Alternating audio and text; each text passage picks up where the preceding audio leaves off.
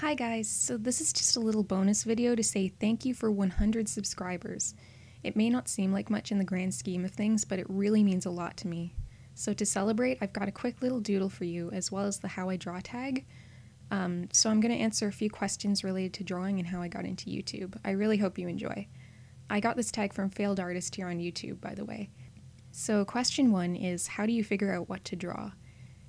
Honestly, ideas usually come to me right away. Like, it's usually not too hard to think of something, but then again, usually what I think of is a very basic idea. Like, I'll be like, oh, I want to draw my OC, or oh, I want to draw like a girl with this kind of dress or something like that. Like, I usually don't think too hard about it when drawing in my sketchbook or something. When it's a bigger piece, like a fully colored thing, I usually think a little harder because I want the piece to be like worthwhile of spending that much time on it, I guess.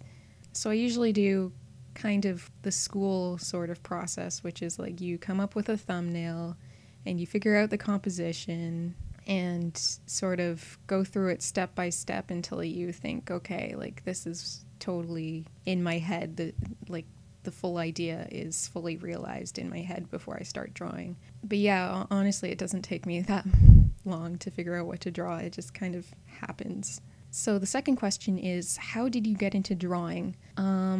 It's been a long time.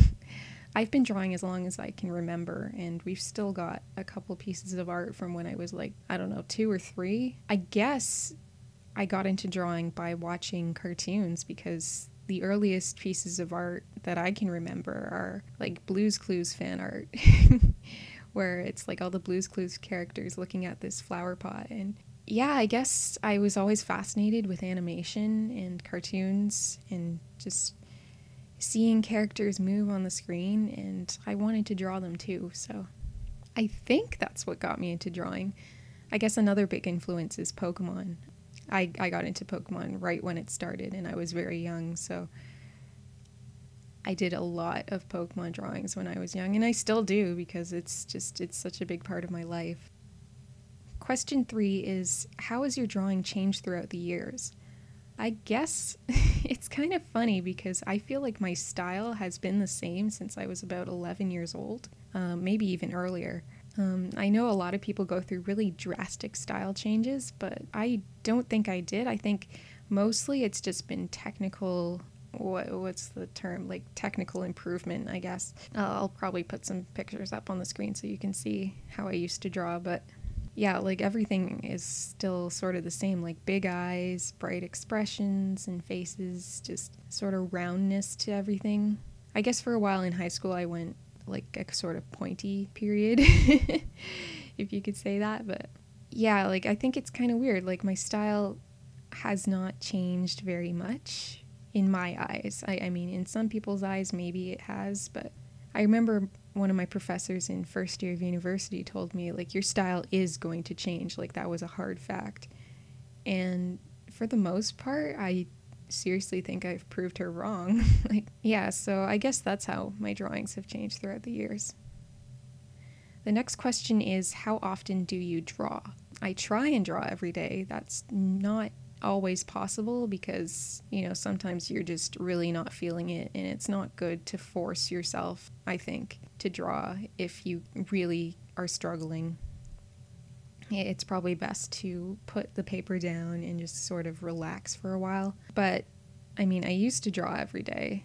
I still try and draw every day, even if it's just a little doodle. Like, if I can get something done, that's better than nothing. And I know I should draw more than I do sometimes, but I don't necessarily color every day, which I think I should sort of try and do now that I feel like my drawings have gotten to a place where, well, I still need to improve for sure, but like now it's like the coloring hasn't improved very much in a long time versus the drawing, and I think I want to improve my coloring skills more, so I should try coloring every day, or just coloring more often because I don't do it enough. But YouTube has helped me with that, so that's good. And the next question is, how did I get into YouTube? And it's kind of funny because I started YouTube like a long time ago back in high school. I posted like 4 speed paints, maybe 5, of just with music in the background and drawing really quickly. And I liked doing that, but then I kind of fell off of that and stopped doing it for some reason, or like I did it very irregularly in the first place. And I think that's because I didn't really have any sort of schedule to adhere to at the time. I just kind of was like, oh, I've seen people do this, so maybe I could do it too.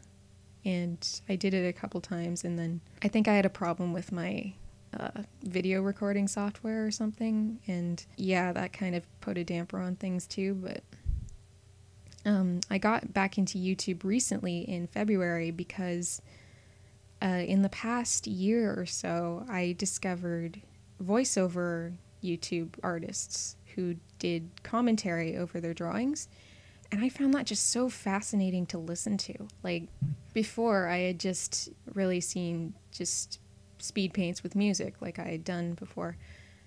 And while those were fun to watch, like, it was even more fun to hear why people chose why people chose to draw things the way they did or color things the way they did.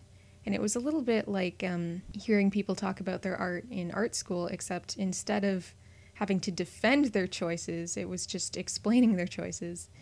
And I found that really, really interesting. So I wanted to try it. And I talked about it with my parents and some people, and they all seemed to think it was a good idea to try. So I tried it, and I got a really good response from my family and friends. So I decided to keep doing it. And so far, I've been able to keep up with a schedule, and it's really not been that difficult to get a video out every week. And just watching my channel grow and stuff, like, it's been really good. So I'm really glad that YouTube has sort of worked out this way for me. So yeah, I guess I got into YouTube, like, seriously when I started hearing people talk about their work and started following more and more YouTube artists and realized that, you know, this could be an actual outlet for me to express my creativity and just talk about the things I love. So yeah, that's how I got into YouTube, I think. And the last question is, how do you react when you don't like a finished drawing of yours? I do not react well. I usually mope about it, which is not a good thing. I'll find something, like, in everything I finish, I always find something I don't like about it. But if it really doesn't turn out well, yeah, it's bad. I can't even think of what to say other than I just, like, mope and feel bad about myself, which is not the best reaction, but hey, I mean, you asked, so. But usually if I post it anyway and people tell me what they like about it, or they say it's good, or I get likes and stuff, that usually brings me back out of the gutter, and yeah, it makes me feel a little bit better about the artwork after that. So it's not always so bad, so long as somebody tells me what they like about it.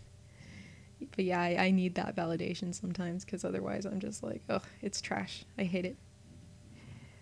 But yeah, that's the end of the tag. So I hope you enjoyed listening to my answers, and yeah, maybe in the future I'll have more bonus videos like this. So thanks for listening and watching, and I'll see you guys later. Bye!